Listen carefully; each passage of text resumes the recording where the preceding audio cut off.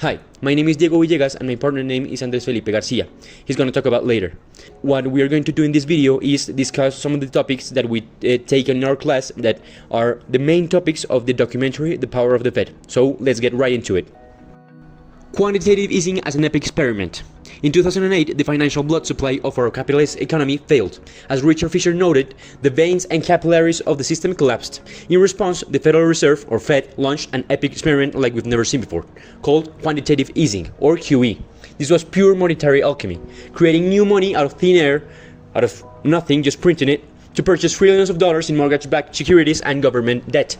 The goal was to flood the zone with cheap capital and force down long-term interest rates to restart the engine. It was pretty wild, and the consequences of this were unknown. The Great Disconnect, Wall Street versus Main Street. This policy fueled what Mohamed El-Erian calls the largest disconnect ever between finance and the real economy. While Wall Street entered to a raging mania of record heights, Main Street remained fragile. 40% of Americans lacked even a $400 emergency fund. The Fed's tools disproportionately benefit those who didn't need help, essentially putting wealth inequality on steroids through trickle-down monetary policy. Corporate behavior. The ultra-low rates incentivize a destructive shift towards financialization instead of focusing on the Main Street.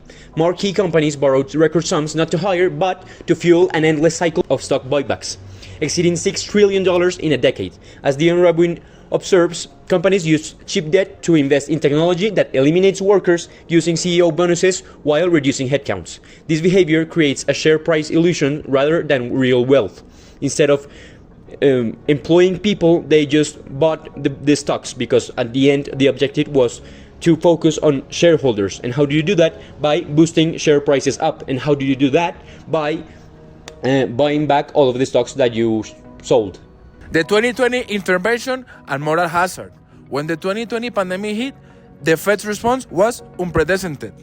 A bazooka, cannons, and tanks approach that include buying corporate junk bonds. This created a profound moral hazard and a no-lose casino.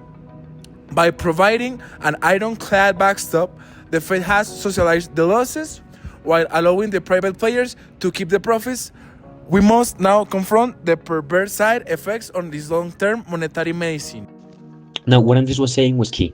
Our team was most captivated by the documentary's look at shadow banks. The core challenge is their extreme fragility. Because their unregulated giants lack the financial cushion of traditional banks, they are prone to massive panics and runs. This instability forces the Fed to unprecedented bailouts to prevent a total economic collapse, inadvertently rewarding high-risk behavior in what critics call a no-lose casino. Thank you for your attention.